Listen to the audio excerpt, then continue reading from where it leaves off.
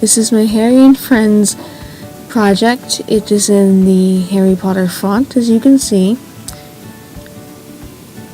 You can see where it's got all the little things, as it does. My first character is Buckbeak the Hippogriff. The thing that was difficult about him was getting him to fit into like a plush monster mold. That wasn't easy. And getting all the details right, especially the shading, was not easy at all. My next character is Pidwidgeon the Owl. As you can see in the background, he's got like a little stone brick background, like here, there. And the thing that was difficult about him was the shading, because he has feathers instead of actual skin or fur, so it was difficult shading him because of that. The next characters you can see are Hermione, Harry, and Ron, and those are my little trading cards. We'll get to that later, but the thing that was difficult about either of them was the fact that Harry's little smile thing did not turn out the way I wanted it to, so it looked a little weird. And then Ron kind of was a little off, because just the way he was. And then Hermione's hair also did not turn out the way it was supposed to.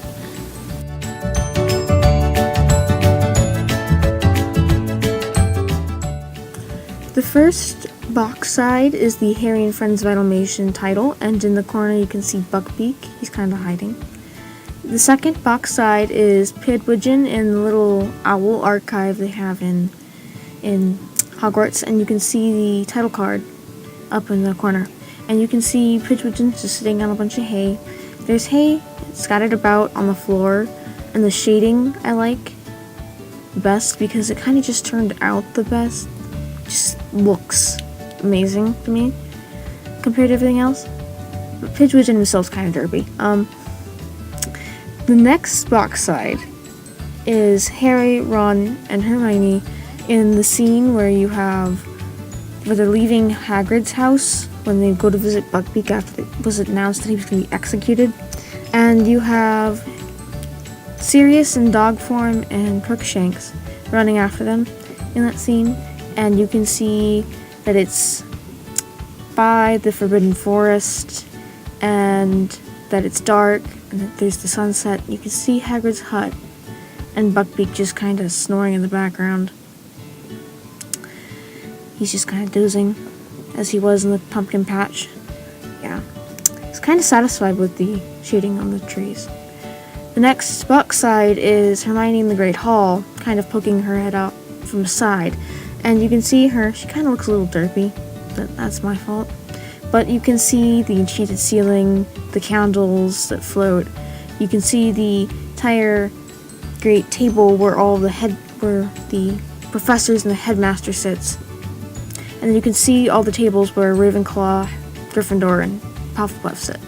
The next box side is the Quidditch Pitch with Ron and Harry. You can see the title again. And you have the Gryffindor stands, you have the Slytherin stands, you have the Quidditch goals, you have the Forbidden Forest in the background, and you have Ron and Harry. And that is the last of my box sides.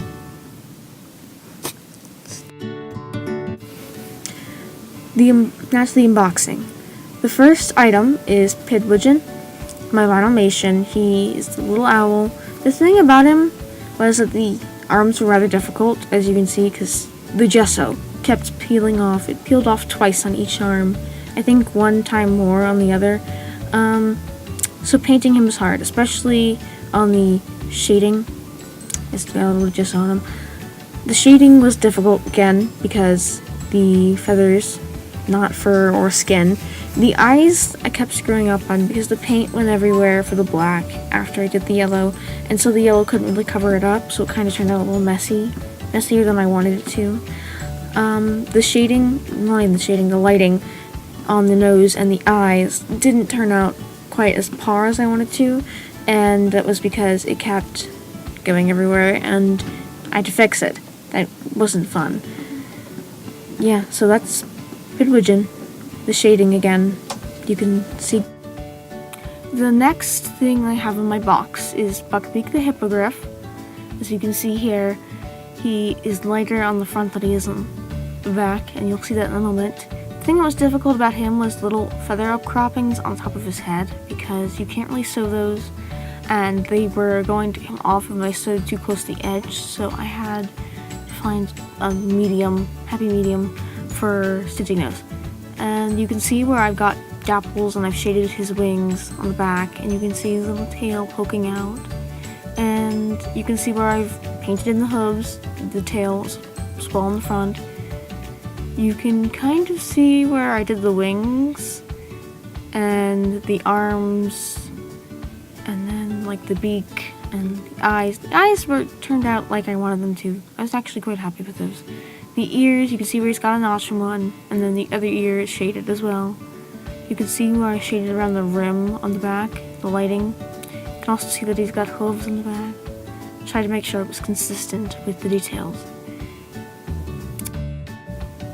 The next item in my box is my trading cards. You have Harry, Ron, and Hermione.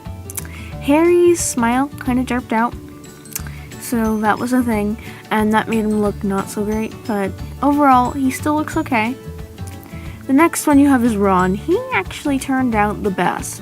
I don't know why. I think it's because he transferred the best, but yeah, that was him. And you can see his freckles, the eyes, his nose, and his mouth I'm satisfied with because they turned out the best out of all of them. You can see where he's got a little tuft of hair sticking up.